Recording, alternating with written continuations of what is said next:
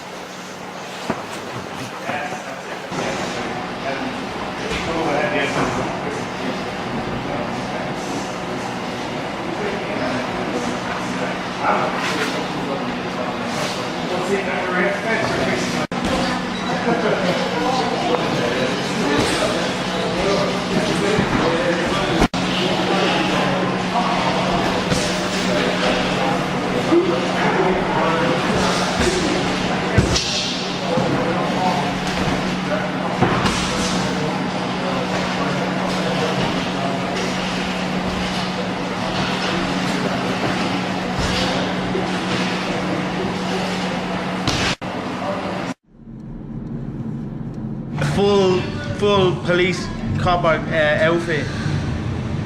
Pulled me in, I was like, I'm gonna get a ticket or I'm gonna get brought to court or something, fine. He comes up to the window and looks at me. Have you got a driver's license? I says, yeah. Showed him the driver's license. He looked at the driver's license, looked at me and said, do you mind if I jump in the passenger seat for a selfie? All right then. Jumps in the passenger, takes a selfie. Thanks very much, see you later. Off I went at 200 miles per hour. Like Batman. We're less than 2 weeks away from UFC 189. Jose Aldo is your opponent for that. And I was fascinated by your move in the news conference. I know you guys are always trying to get into the head of your opponent. Back in March, for the news conference to promote the fight, you actually snatched his belt. You hope to do that on July 11th, but you took Well, I his belt. snatched my belt. Well, it was that's simply your taking what was mine. He was on my home turf and he tried to lay claim that he was the king of my city, but you do not lay claim to being the king of my city while the king of the city is around. So the king of the city rose up and snatched what was his, which was the gold belt, and raised it before my crowd, my passionate crowd. It was. You took it back. Exactly, I took it back and raised it for my people. It was a beautiful moment. In that it was a teaser almost for what July 11 will be, where I raise it for real in beautiful Las Vegas City in front of my home crowd. Why are you so confident that you will do that? I don't know. I'm in a business where you must be confident. If you have any doubts, they will come back and play against you. So I am supremely confident, and as well, I feel I'm confident in my work ethic, my approach to the game, my non-stop effort to get better as a martial artist. I don't feel that nobody else in the game is doing what I'm doing or is moving the way I am moving. Where's that come from, Conor? It just comes from years and years of practice on the mat, you know. I have had many fights inside the octagon, outside the octagon, in rings, on mats. I am an experienced veteran in the fight game, and through that and through a belief in my team and my ability, I have just gained a bulletproof confidence that cannot be stopped. Are you big on predictions? Do you usually make predictions before fights? And if so, how will it end on the 11th? I always make accurate predictions. I've predicted many contests. I've predicted my entire career. And, you know, I predict the future. So for me, I have already predicted this contest. I predict 4 minutes of the first round, he will be KO'd. First round? Wow. Yes, I feel that the power matched with the precision, he will not be able to take it. So 4 minutes. Now I am going to play it, you know what I mean?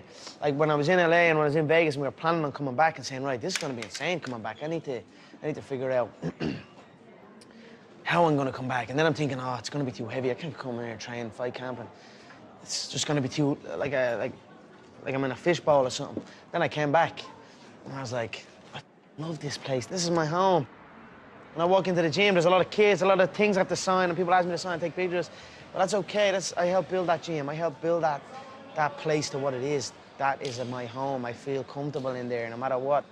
Like, people will be sitting there videoing me, or I see that sometimes when I'm just sitting there and eating food, and I see a guy holding the camera like that, trying not to make eye contact with me, but he's videoing me eating food. And before I'd be like, I can't, that freaks me out, but now I'm cool with it. It's okay. It's Are they a all good positives? problem. Is they all Yeah, positives, really? Yeah, it is all, I mean, not everyone's positive, not everyone's, you know what I mean? Not everyone's happy to see a man succeed, as wrong as that is, but not everyone is happy to see another man succeed. So that maybe was in my head a little bit too much, and I kind of let that play into me a little bit. But now I put my feet up and I relax. I have a good team of people. I have a good setup. I feel free to go anywhere with no hesitation. Before, I'd be like, all right, I want to go into town. I'd be like, you know what I mean? It's a bit too, am I ready to be, some people just drag out you and just, you know what I mean? Then that's a little bit heavy, but it's not too bad. People are understanding. Most are fans, you know what I mean? That's a great thing to walk down the street and see a little kid and he's a fan and he's shaking. And the other day we were in Nando's eating food and there was a girl sitting right there and I just turned around, she's bawling, crying.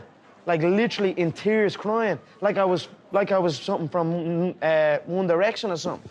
So it's good, it's a good feeling, you know what I mean? So I tell myself it's a good feeling, and it is a good feeling.